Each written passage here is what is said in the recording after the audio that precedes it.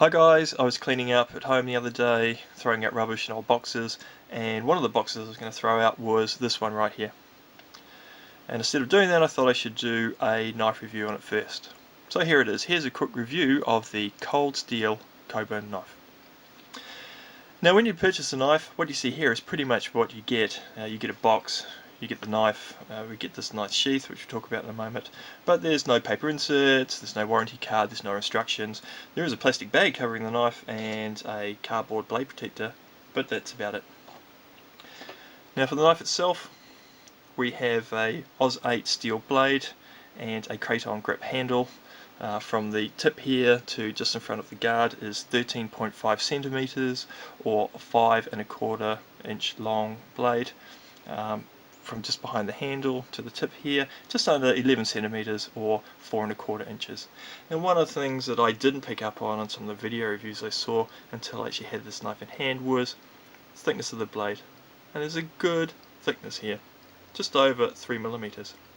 And it gives you confidence that this blade will stand up to whatever you're going to do with it. The other thing is that this is a nice long length of handle.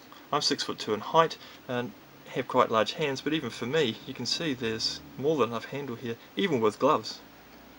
Okay. Now the handle itself has a rather nice and rather sharp diamond pattern onto the kraton, which helps with the grip. And even though it is, as we can see, a rather thin knife, it does retain quite well in hand. Okay.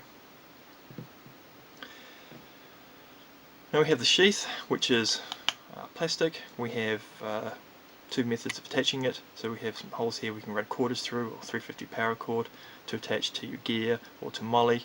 On the back we have a belt clip. You may find that this will be too small for the larger military belt. It does come off. We can just detach this.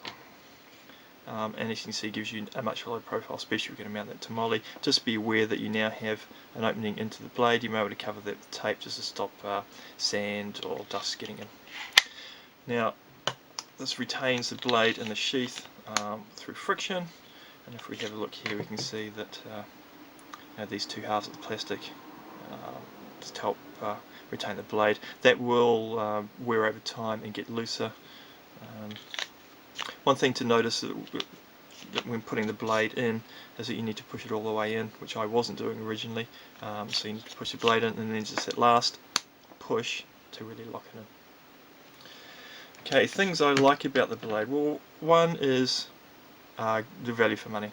I paid $27 US for this on a US knife site. You could probably get it cheaper if you shopped around. The second one is the overall quality.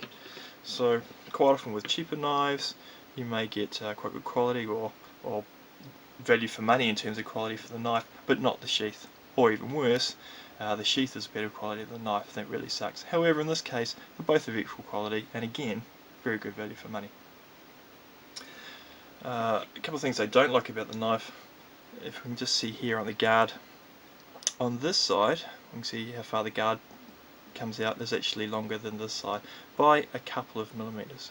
And what that means is that when I'm holding the knife and just testing about how well the guard would stop my finger from going forward, for me it's really not long enough. I'd like it a bit longer. And if I turn the knife upside down and now do the same with that longer end, that couple of millimeters does make a difference. I feel more confident with that length.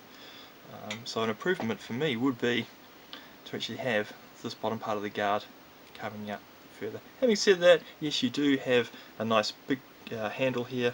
There is good grip from this kraton, but I just like the extra confidence of having it slightly longer here on the guard. The second improvement I'd like to see would be on the sheath, just some sort of jimping on here to help with extracting the blade out of the sheath. So at the moment there isn't any sort of grip here, and I'm finding myself to put my thumb behind the blade to pull it out, to get the blade out. So some sort of jimping along the lines of what the Rat RC6 has, and we can see here just some jimping to help pull the knife from the sheath. Overall, I like the the blade. It's very good value for money. I'm not quite sure what I'm going to be doing with it. This isn't a camping blade. If we look at the end point here, that doesn't say camping to me. It says a few other things that don't avoid camping. So I think for me, at the moment, this is going to be a knife that's going to be staying at home. I hope you enjoyed the review.